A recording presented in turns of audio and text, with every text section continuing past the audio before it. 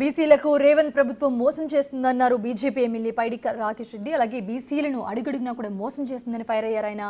ప్రభుత్వ లెక్కల్లో చాలా బొక్కలున్నాయని విమర్శించారు. మరోసారి సర్వే నిర్వహించాలని డిమాండ్ చేశారు. ఇచ్చిన హామీలను అమలు చేయాలని ప్రభుత్వాన్ని గద్దె దించుతామంటున్న పైడి రాకేష్ రెడ్డితో మా ప్రతినిధి వెంకట్ ఫేస్ టు ఫేస్. ప్రధానంగా బీసీ రిజర్వేషన్ పట్ల మీ స్టాండ్, మీ పార్టీ స్టాండ్ ఏంటి? పార్టీ స్టాండ్ అంటూ మేము చాలా వేదికల మీద చెప్పాము, చాలా అధిష్టానం కూడా చాలా స్పష్టంగా చెప్పింది. ఇక్కడ ఏదైతే వీళ్ళు బీసీ డిక్లరేషన్ ఒక మోసపూరితమైన డిక్లరేషన్ ఇచ్చి బీసీలని మభ్యపెట్టి గద్దెనెక్కిన ఈ కాంగ్రెస్ సర్కారు బీసీల పట్ల ఎట్లాంటి చిత్తశుద్ధి లేదంటానికి ఈరోజు వాయిదా పడ్డ ఒక అసెంబ్లీ ప్రత్యేక సమావేశాన్ని పెట్టి వారం రోజుల నుంచి దాని మీద చర్చలు చేసి సమావేశాలు చేసి ఈరోజు చివరి నిమిషం వరకు కూడా ఎటువంటి దాన్ని ఒక కన్క్లూజన్ రాకుండా ఏదో తూతూ మంత్రంలాగా లోపల ఇప్పుడు వేదికల మీద కాయిదాలు దిద్దుకుంటున్నారు అందరు మంత్రులు. కాబట్టి తెలంగాణ ప్రజలు మరి ముఖ్యంగా 2 కోట్ల మంది బీసీలకు చెప్తున్నాను, బీసీని 11 సంవత్సరాలుగా ప్రధానమంత్రిని చేసిన భారతీయ జనతా పార్టీ ఒకవైపు, బీసీలను అడుగడుగున అవమానించే కాంగ్రెస్ ఒకవైపు.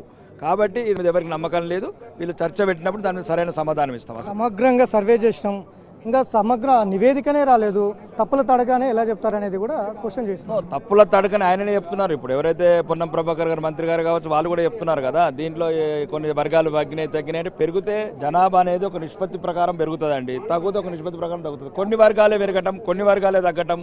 2011కు 2016కు 2024కు ఇంత తేడా ఉంటే మీకు అధికారుల మీద నమ్మకం లేదు, అధికారులకు మీ మీద నమ్మకం లేదు. ఎందుకంటే ప్రతి చోట అధికారులను ప్రలోభ పెడుతున్నారు, ఇబ్బంది పెడుతున్నారు. వాళ్ళు మీరు చెప్పిన అంకెలే వాళ్ళని చేయమంటున్నారు. కాబట్టి 3 సార్లు 3 ఎట్ల తేడా వస్తుంది. కాబట్టి అధికారులు కూడా మొత్తం ప్రలోభాలకు లొంగిపోయారు. కాబట్టి తెలంగాణ అధికారులను కాదని పక్క రాష్ట్రంకి వెళ్ళి తమిళనాడు కావచ్చు, కర్ణాటక కావచ్చు, వేరే రాష్ట్రం ఏ రాష్ట్రమైనా సార్ ఆ రాష్ట్రంకి వెళ్ళి అధికారులను తీసుకొచ్చి వాళ్ళ సర్వే చేయాలి. అప్పుడే అది కరెక్ట్ నిజమైన సర్వే అని మేము నమ్ముతాం. ఈ ప్రజాస్వామ్యంగా ఎన్నికైన ప్రభుత్వము, ప్రజాస్వామ్యం ఎన్నికైన మాలాంటి ప్రతిపక్ష ఎమ్మెల్యేని అడుగడుగున అవమానిస్తున్నది, అడుగడుగున అవమానాలకు గురి చేస్తున్నది, అడుగడుగున అభివృద్ధి నిధులు లేకుండా మా నియోజకవర్గాలని నిధుల లేమితో ఇబ్బంది పెడుతుంది. దీనికి అన్ని ప్రతిపక్షాలు బీఆర్ఎస్ మా అన్ని పార్టీలు మొత్తం ప్రజాస్వామ్యయుతంగా అవిశ్వాస తీర్మానం పెట్టి గద్దె దించుతాం. ఎందుకు దించద్దు గద్దె? ప్రజాస్వామ్యంలో అన్ని హక్కులున్నాయి మాకు. మమ్మల్ని అవమానించినప్పుడు మాకెందుకు ఈ ముఖ్యమంత్రిని అవమానించడానికి మాకెందుకు లేదు హక్కు? మమ్మల్ని ఎమ్మెల్యేగా గౌరవించినప్పుడు ముఖ్యమంత్రి మేమెందుకు ముఖ్యమంత్రి గౌరవిస్తాం? మంత్రులను ఎందుకు మంత్రులను గౌరవిస్తాం? మా ఇన్ఛార్జ్ మంత్రి ఒక దొర తెలంగాణ దొర, కోలాపూర్ దొర అన్యాయం చేసి ₹1 నిధులు ఇవ్వకుండా మా నియోజకవర్గ ప్రజలకు అన్యాయం చేస్తున్నాడు. కాబట్టి ప్రజాస్వామ్యయుతంగా ఈ ప్రభుత్వాన్ని గద్దె దించుతాం. అవసరమైతే అక్బరుద్దీన్ గారితో మాట్లాడతాం, మజ్లిస్తో మాట్లాడతాం, బీఆర్ఎస్తో మాట్లాడతాం. వీలైతే కాంగ్రెస్లో ఉన్న 20 మంది ఎమ్మెల్యేలను కలుపుకుంటాం. మేము కాంగ్రెస్లో ఉన్న కొందరు శాసనసభ్యులు నిన్న మీరే చెప్తున్నారు కదా, 11 మంది మీటింగులు పెట్టారు. వాళ్ళకు ప్రభుత్వం మీద అసమ్మతి ఉన్నది. ఎందుకంటే ప్రభుత్వం మోసం చేస్తున్నది, స్వపార్టీని మోసం చేస్తున్నది, స్వపక్షాలను మోసతున్నది, సొంత పార్టీ ఎమ్మెల్యేలను మోసం చేస్తున్నది. మీరే కదా మీడియాలో చెప్పింది. 11 మంది ఎమ్మెల్యేలు డిన్నర్. బీజేపీ మజ్లిస్ పార్టీ అనే దానికి పూర్తిగా వ్యతిరేకం. మీరు మాత్రం కలుస్తాము అంటే అక్బరుద్దీన్ గారికి ఏమంటున్నామంటే మా ప్రజాపాలనకు అడ్డు రావద్దు, మీరు కాంగ్రెస్కి మద్దతు ఇద్దని అడుగుతాం. అంటే తెలంగాణ ప్రజల ఉసురు పోసుకోవద్దు. ప్రధాన ప్రతిపక్షాల గొంతు నొక్కుతున్న ఈ ప్రభుత్వాన్ని మీద మేము ఇదేందండి ప్రజాస్వామ్యయుతంగా అవిశ్వాస తీర్మానం మీద పెట్టద్దా? పెట్టినప్పుడు మేము అక్బరుద్దీన్ గారిని అడుగుతాను, నేను అడుగుతాను వ్యక్తిగతంగా. పార్టీ నిర్ణయం వేరే కావచ్చు. అన్న మీరు మాకు మద్దతు ఇవ్వకుండా పర్వాలేదు, ఈ దుర్మార్గమైన ప్రభుత్వానికి మద్దతు ఇవ్వద్దని చెప్తాను. అప్పుడు ప్రజాప్రభుత్వం ఏర్పడి చేస్తాం. కాంగ్రెస్లో డిన్నర్ తినే వాళ్ళు కావచ్చు, డిన్నర్ తినే వాళ్ళు కావచ్చు. ఏమిటి ప్రజాప్రభుత్వం? పార్టీలది ఏముండదు, అలా పార్టీల ప్రమేయం ఉండదు, ప్రజల ప్రాధాన్యత ఉంటుంది. ప్రజలకు ఏం కావాలా? ఇంతవరకు రేషన్ కార్డు ఇవ్వని ప్రభుత్వం, ఒక ఇల్లు కట్టి ఇవ్వని ప్రభుత్వం, ఒక ఇటుక ఇవ్వని ప్రభుత్వం, ఒక పెన్షన్ ఇవ్వని ప్రభుత్వం, ఒక ఉద్యోగం ఇవ్వని ప్రభుత్వం.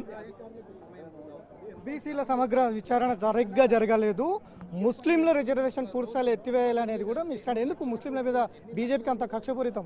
ముస్లిం ఒకటేనండి. మేమేమంటున్నామంటే బీసీల నిజమైన హక్కులు వీళ్ళు ఇతర మతస్థుల బీసీలను కూడా కలుపుకుంటారు. దీన్ని మరి తెలంగాణ బీసీలు నిర్ణయించుకోవాలి. ఈ ఉన్న రిజర్వేషన్ కూడా కోల్పోతారా ఈ కాంగ్రెస్ ప్రభుత్వాన్ని నమ్మి? కాబట్టి నీ 42% ఏదో డిక్లరేషన్లు ఇచ్చావో ఆ డిక్లరేషన్ ప్రకారం మీరు ఎన్నికలకు వెళ్ళండి. తెలివి ఉన్న తెలంగాణ సమాజం మొత్తం చెప్పండి, 2 కోట్ల బీసీలకు చర్చ ప్రత్యేక సమావేశాలను పెట్టి మా తెలంగాణ నలుమూలకెళ్ళి ఉన్న శాసనసభలు అందరం ఇక్కడికి వచ్చిన తర్వాత 30 సెకండ్ల వాయిదేస్తారా? ఇదే చిత్తశుద్ధి బీసీల మీద కపట ప్రేమ. కాబట్టి బీసీ సోదరులకు చెప్తున్నా, 2 కోట్ల మందికి చేతులెత్తి మొక్కుతున్నా, ఈ ప్రభుత్వాన్ని మీద జరగబోయే స్థానిక సంస్థలకు తగిన గుణపాఠం చెప్పగలరని మిమ్మల్ని ఆర్థిస్తున్నా. సో మొత్తం మీద కాంగ్రెస్ పార్టీ బీసీలకు ఇచ్చినటువంటి 42% ఏదైతే ఉందో అవి ఖచ్చితంగా ఇవ్వాలి, అట్లనే ఇచ్చిన హామీలు కూడా ఇవ్వాలి. లేదంటే ఖచ్చితంగా వచ్చే కాలంలో ప్రభుత్వం మీద అవిశ్వాస తీర్మానం పెడతాం. ఖచ్చితంగా ఎంఐఎంతో కూడా మాట్లాడతాం, ఇతర పార్టీలతో కూడా మాట్లాడి ఏకమై ప్రభుత్వాన్ని గద్దె దించేందుకు కూడా ప్రయత్నం చేస్తాం. ఖచ్చితంగా అన్ని పార్టీలతో కలిసి అవసరం అనుకుంటే ప్రజాప్రభుత్వాన్ని ఏర్పాటు చేస్తామంటూ కూడా పైడి రాకేష్ రెడ్డి చెప్తున్నటువంటి నేపథ్యం.